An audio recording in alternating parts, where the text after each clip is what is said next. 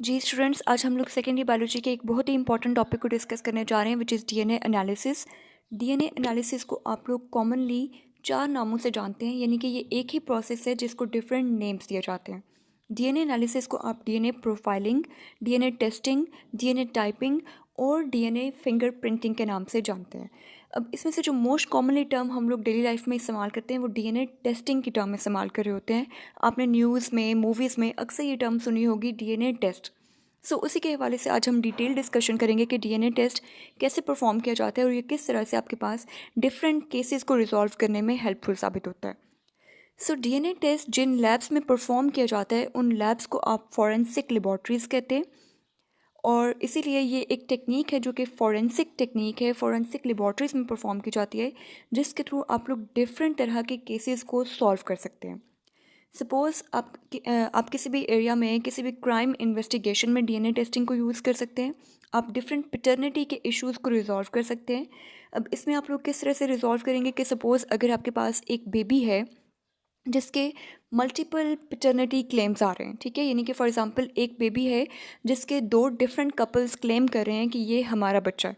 तो आप लोग क्या करेंगे, आप उस बेबी का डीएनए टेस्ट परफॉर्म करेंगे और उन कपल्स का भी डीएनए टेस्ट परफॉर्म करेंगे, और जिस कपल के साथ उस बेबी का डीएनए ज़्यादा मैच कर रहा होगा वही उसके पेरेंट्स कहलाने के हकदार होंगे।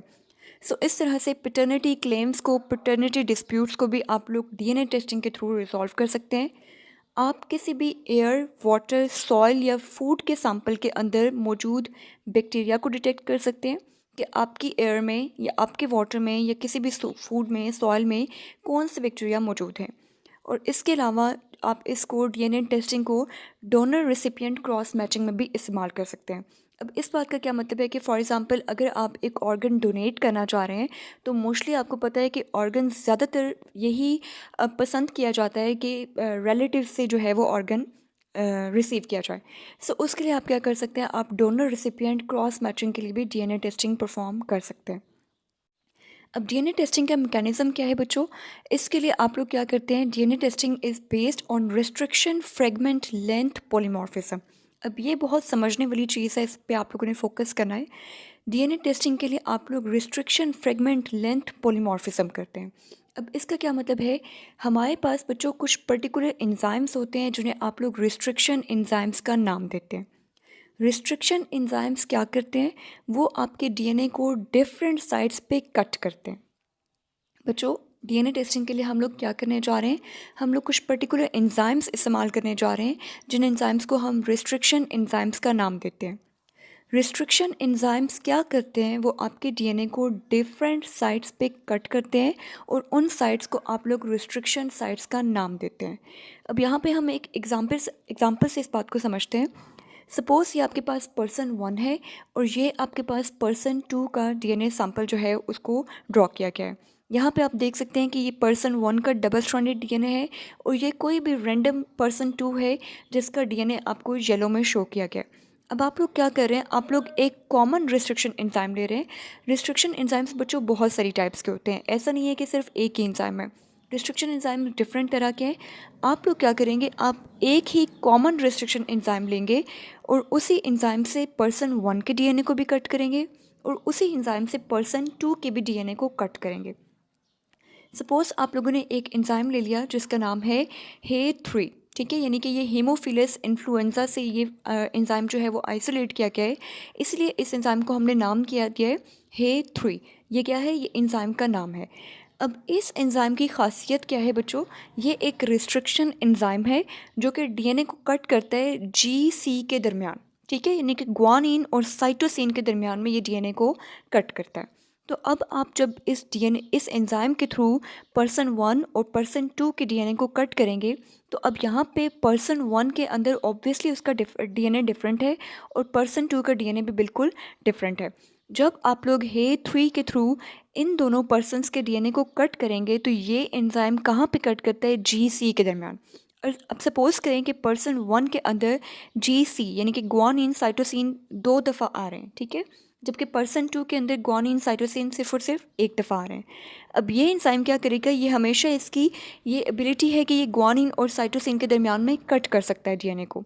ये एंजाइम यहाँ पे इस ग्वानिन साइटोसिन के दरमियान में भी कट कर लेगा और यहाँ पे भी इन दोनों ग्वानिन और साइटोसिन के दरमियान में कट कर देगा, जिसकी वजह से पर्सन 1 के डीएनए में आपके पास 2 जगह पे कट्स आएंगे और आपके टोटल 3 डीएनए फ्रेगमेंट्स बन जाएंगे।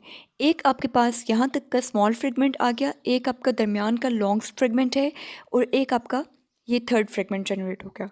पर्सन 2 के केस में आप लोग देख सकते हैं कि वहाँ पे क्योंकि ग्वानिन साइटोसिन एक ही दफ़ा था, obviously this is a different person, तो इसका डीएनए भी डिफरेंट होगा। सो यहाँ पे इस एंजाइम को कट करने के लिए सिर्फ एक ही साइट मिली है, एक ही रिस्ट्रिक्शन साइट मिली है, जिसकी वजह से जब ये एंजाइम इसके डीएनए को कट करेगा तो आपके पास सिर्फ और सिर्फ 2 फ्रेगमेंट्स जनरेट होंगे।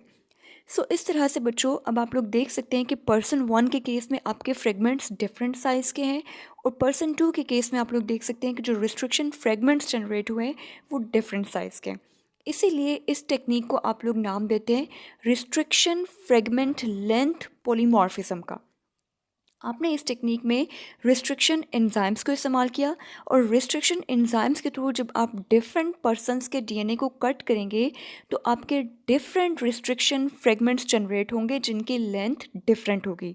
यहाँ पे आपके पास जो रिस्ट्रिक्शन फ्रेगमेंट्स जनरेट हो रहे हैं उनकी लेंथ डिफरेंट है और पर्सन 2 के केस में जो आपके रिस्ट्रिक्शन फ्रेगमेंट्स जनरेट हो रहे हैं, जो डीएनए के फ्रेगमेंट्स, जो डीएनए के टुकड़े जनरेट हो रहे हैं, पीसेस जनरेट हो रहे हैं, उनकी लेंथ डिफरेंट है। सो इसीलिए आप लोग इसे रिस्ट्रिक्शन फ्रेगमेंट लेंथ पॉलीमॉर्फिज्म का नाम देते हैं। पॉलीमॉर्फिज्म किसे कहते हैं? Poly means many and morph का लफ्ज़ जो है वो हमेशा शक्ल के लिए इस्तेमाल किया जाता है। सो पॉलीमॉर्फिज्म मीन कि यहाँ पे बहुत से डिफरेंट शक्लों के, डिफरेंट साइजेस के फ्रेगमेंट्स जनरेट हो जाएंगे by the use of a single common restriction enzyme. So ये बच्चों इस डीएनए एनालिसिस के, ये डीएनए टेस्टिंग का हमारा मेन प्रिंसिपल है कि इस प्रिंसिपल में आप लोग रिस्ट्रिक्शन एंजाइम्स के थ्रू, यानी कि ऐसे एंजाइम जिनमें टेंडेंसी है कि वो डीएनए को कट कर सकते हैं, उन एंजाइम्स के थ्रू आप लोग डिफरेंट पर्सन्स के डीएनए को कट करते हैं, जिसके थ्रू आप लोगों के डिफरेंट फ्रेगमेंट्स जनरेट हो जाते हैं, जिन फ्रेगमेंट्स को आप लोग रिस्ट्रिक्शन फ्रेगमेंट्स का नाम देते हैं। और क्योंकि उन फ्रेगमेंट्स की लेंथ डिफरेंट होती है, इसीलिए आप इस फिनोमिना को रिस्ट्रिक्शन फ्रेगमेंट लेंथ पॉलीमॉर्फिज्म का नाम देते हैं। अब यहाँ पे स्टूडेंट्स हम लोग एक क्राइम सीन को डिस्कस करने जा रहे हैं। आप लोग देख सकते हैं कि ये एक स्पॉट है जिसे हमने क्राइम स्पॉट कहा है, ठीक है। अब यहाँ पे क्या हुआ है बच्चों, यहाँ पे किसी का भी मर्डर हुआ है और एक बंदा जो है वो यहाँ पे डेड बॉडी प्रेजेंट है और एक बंदा यहाँ पे, ये एक्चुअल मर्डरर आपको नज़र आ रहा है ब्लू कलर में, ये मर्डरर है, यानी कि ये कातिल है जिसने कत्ल किया है और ये मर्डरर यहाँ से अब फ़रार हो चुका है, ठीक है। सो अब ये जब यहाँ से फ़रार हो जाएगा, ऑब्वियसली ये कत्ल करने के बाद वहीं पे तो नहीं टिका रहेगा, ये वहाँ से मूव कर जाएगा, फ़रार हो जाएगा, एस्केप हो जाएगा। सो उसके बाद यहाँ पे जो डेड बॉडी प्रेजेंट है, ऑब्वियसली उसकी बॉडी के ऊपर या उस स्पॉट के ऊपर, ये जो पूरा आपका क्राइम स्पॉट है, यहाँ पे इस एक्चुअल मर्डरर के बहुत सारे सेल्स हो सकते हैं, ठीक है। आपको पता है कि आपकी बॉडी के सेल्स लगातार शेड होते रहते हैं और एक मिनट में भी आपके पास बॉडी के बहुत सारे सेल्स शेड हो रहे होते हैं। तो कोई भी बंदा जिस जगह पे प्रेजेंट होता है वहाँ पे चांस होता है कि उस बंदे के डिफरेंट सेल्स वहाँ पे प्रेजेंट होंगे। इसके अलावा भी यहाँ पे इस एक्चुअल मर्डरर की कोई भी बाल, कोई भी नेल या इवन इसके स्किन का इम्प्रेशन जो है वो भी आपको डीएनए टेस्टिंग में हेल्प आउट हो सकता है। तो आप लोग यहाँ से क्या करेंगे, आप इस एक्चुअल मर्डरर की यहाँ से सेल्स लेंगे और उन सेल्स में से आप लोग डीएनए को आइसोलेट कर लेंगे।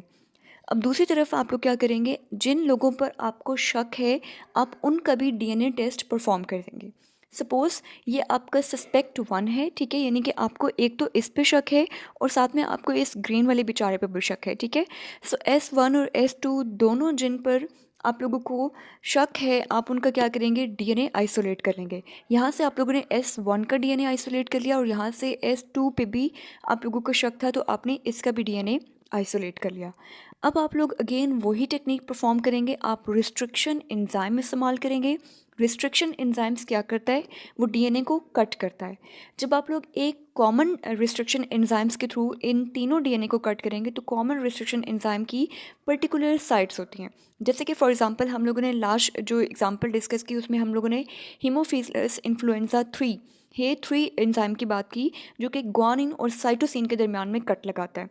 तो अब यहाँ पे जितनी दफ़ा ग्वानिन साइटोसिन रिपीट हो रहे होंगे, यहाँ पे उतने ग्वानिन और साइटोसिन ऑब्वियसली नहीं होंगे क्योंकि ये दोनों पर्सन डिफरेंट है। लेकिन यहाँ पे और इस केस में जो आपके रिस्ट्रिक्शन फ्रेगमेंट्स जो है वो जनरेट होंगे वो एग्जैक्टली सिमिलर होंगे। सो इस तरह से आप लोग इस सस्पेक्ट वन का और यहाँ से जो एक्चुअल मर्डरर है उसके डीएनए को आप लोग कंपेयर कर सकते हैं और आपको अंदाज़ा हो जाएगा कि इसका डीएनए एग्जैक्टली इसके डीएनए के साथ या उसके रिस्ट्रिक्शन फ्रेगमेंट्स इसके रिस्ट्रिक्शन फ्रेगमेंट्स के साथ मैच करें। सो इस टेक्निक के लिए आप लोग क्या करते हैं, आप लोग कलेक्शन करते हैं डीएनए सैंपल की। सबसे पहले ऑब्वियसली आपने यही करना है कि आपको जिन जिन पे भी शक है, ठीक है, जिस भी मकसद के लिए आप लोग डीएनए टेस्टिंग कर रहे हैं आप वहाँ से डीएनए को कलेक्ट कर लेंगे। और डीएनए की बहुत थोड़ी सी अमाउंट भी आप लोगों के लिए काफ़ी होगी। ऐसा नहीं है कि आपको डीएनए की बहुत बड़ी अमाउंट रिक्वायर्ड हो, थोड़ी सी डीएनए की अमाउंट भी आप लोगों के लिए काफ़ी होगी। आप उसको एम्पलीफाई कर सकते हैं, उसकी अमाउंट को इंक्रीज़ कर सकते हैं through polymerase chain reaction. Second number पे आप लोग क्या करेंगे, आप लोग डीएनए को डाइजेस्ट करेंगे, डीएनए को कट करेंगे by using common restriction enzyme. यानी कि आप लोग इस एक रिस्ट्रिक्शन एंजाइम का इस्तेमाल करेंगे और उस रिस्ट्रिक्शन एंजाइम के थ्रू आप इनके डीएनए को क्या कर देंगे, कट कर देंगे। रिस्ट्रिक्शन एंजाइम के थ्रू जब आपके डिफरेंट रिस्ट्रिक्शन फ्रेगमेंट्स जनरेट हो जाएंगे तो उसके बाद आप उन रिस्ट्रिक्शन फ्रेगमेंट्स को जेल पर रन करेंगे।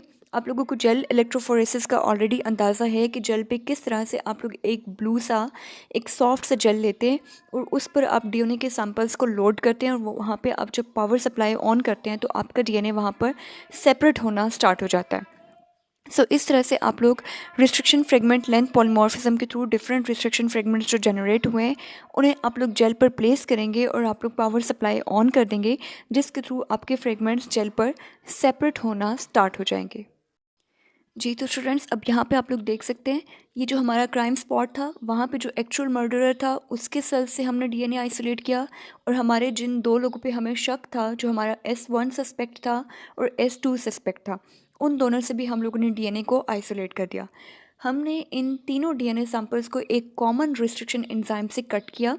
अब इसमें जो रिस्ट्रिक्शन फ्रेगमेंट्स जनरेट हुए वो एग्जैक्टली इस क्राइम स्पॉट से जो डीएनए हासिल हुआ था उसके रिस्ट्रिक्शन फ्रेगमेंट्स के साथ मैच कर रहे हैं। सो इस तरह से अब हम लोग क्या करेंगे, हमने रिस्ट्रिक्शन एंजाइम के थ्रू कट तो कर लिया।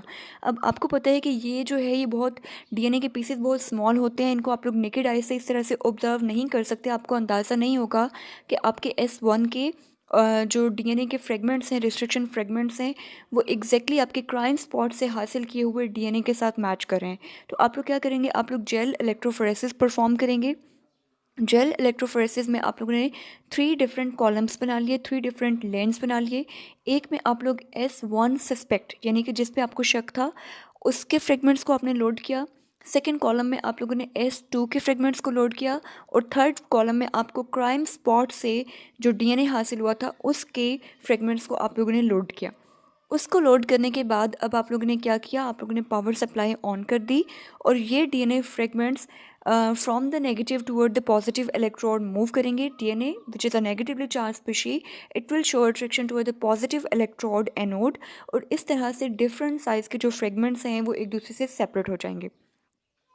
अब यहाँ पे बच्चों नेक्स्ट स्टेप में आप लोग क्या करेंगे, आप लोग जेल इलेक्ट्रोफोरेसिस के बाद डीएनए के रिस्ट्रिक्शन फ्रेगमेंट्स की डिनेचुरेशन करेंगे। यहाँ पे जो अभी आपके पास डीएनए मौजूद है ये आपके पास डबल स्ट्रैंडेड डीएनए है, आपने इसकी डिनेचुरेशन करनी है जिसके through double stranded DNA single stranded DNA में कन्वर्ट हो जाएगा।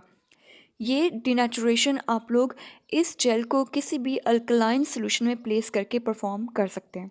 जब आप इस जेल को उठा के किसी भी अल्कलाइन सोल्यूशन में प्लेस करेंगे लाइक सोडियम हाइड्रोक्साइड में, तो ये डीएनए आपके पास डीनेचर होकर सिंगल स्ट्रैंडेड डीएनए में कन्वर्ट हो जाएगा। इसके बाद आप लोगों ने क्या करना है बच्चों, आप लोगों ने इसी जेल के ऊपर एक मेम्ब्रेन प्लेस करनी है which is nitrocellulose membrane. Nitrocellulose membrane क्यों परफॉर्म करनी है, क्योंकि बच्चों आगे हमने अभी बहुत सारे काम करने हैं और जेल जो है वो बहुत ज़्यादा सॉफ्ट है, उसको हम आगे मज़ीद प्रोसीडिंग्स में इस्तेमाल नहीं कर सकते।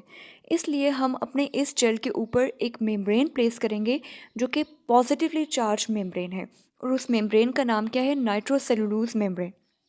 जैसे ही इस जेल के ऊपर आप नाइट्रोसेलुलोज मेम्ब्रेन जो कि एक पॉजिटिवली चार्ज मेम्ब्रेन है उसको प्लेस करेंगे, उसको इस जेल के ऊपर डाल देंगे, तो ये डीएनए जेल से मूव करके आपकी नाइट्रोसेलुलोज मेम्ब्रेन पर शिफ्ट हो जाएगा, क्योंकि डीएनए नेगेटिवली चार्ज है और जो मेम्ब्रेन आप लोग इस्तेमाल कर रहे हैं वो पॉजिटिवली चार्ज है। इसलिए थोड़ी ही देर में आपका तमाम डीएनए जेल से मूव करके आपकी नाइट्रोसेलुलोज मेम्ब्रेन पर आ जाएगा। इस डीएनए की शिफ्टिंग को, डीएनए के ट्रांसफ़र को ऑन द नाइट्रोसेलुलोज मेम्ब्रेन, इसको आप लोग ब्लॉटिंग का नाम देते हैं। ब्लॉटिंग का क्या मतलब है? डीएनए को जेल से नाइट्रोसेलुलोज मेम्ब्रेन पर शिफ्ट करना। जब यहाँ पे आपका डीएनए शिफ्ट हो जाएगा, उसके बाद अब ये नाइट्रोसेलुलोज मेम्ब्रेन आप लोग देख सकते हैं जो ग्रीन कलर में है, इस पे आपका सारा डीएनए शिफ्ट हो चुका है, ठीक है। सो इसको आप लोग मज़ीद अपने प्रोसेस के लिए इस्तेमाल कर सकते हैं। अब यहाँ पे आप लोग क्या करेंगे, आप लोग यहाँ पे प्रॉपरली प्रोब डालेंगे। प्रोब क्या है? सिंगल स्ट्रैंडेड डीएनए मॉलिक्यूल्स जो कि रेडियो एक्टिव हैं, ठीक है, यानी कि उसके अंदर लाइट प्रेजेंट है, वो रेडिएशन एमिट कर रहा है, जिसके थ्रू आप उसको डिटेक्ट कर सकते हैं। जैसे ही इस प्रोब को आप लोग यहाँ पे डालेंगे, वो प्रोब आपके इन डीएनए फ्रेगमेंट्स के साथ अटैच हो जाएगा और उसके बाद जब आप लोग ऑटो रेडियोग्राफी परफॉर्म करेंगे तो आपका ये डीएनए आपको विजिबल हो जाएगा और फिर आप लोग इजीली ये देख लेंगे जो S1 सस्पेक्ट था उसका डीएनए एग्जैक्टली मैच कर रहा होगा, उसके बैंड्स एग्जैक्टली मैच कर रहे होंगे DNA from the crime spot से। इस तरह से आप लोग ये डिक्लेयर कर देंगे कि जो क्राइम स्पॉट से आपको डीएनए हासिल हुआ था वो डीएनए एग्जैक्टली S1 सस्पेक्ट के साथ मैच कर रहा है। सो इसका मतलब क्या हुआ कि आपका जो S1 सस्पेक्ट है वो ही एक्चुअल मर्डरर है, उसी का डीएनए आपके क्राइम स्पॉट वाले डीएनए से मैच कर रहा है और फिर क्या होगा, फिर अदालत इसको सज़ा सुना देगी। So that's all about DNA testing. इस तरीके से आप लोग डिफरेंट रिस्ट्रिक्शन फ्रेगमेंट्स को कंपेयर करके डिफरेंट पर्सनस के डीएनए को एक दूसरे से सेपरेट कर सकते हैं और डिफरेंट तरह के जो डिस्प्यूट्स हैं उनको रिजॉल्व कर सकते हैं। So thank you so much. अल्लाह हाफ़िज़।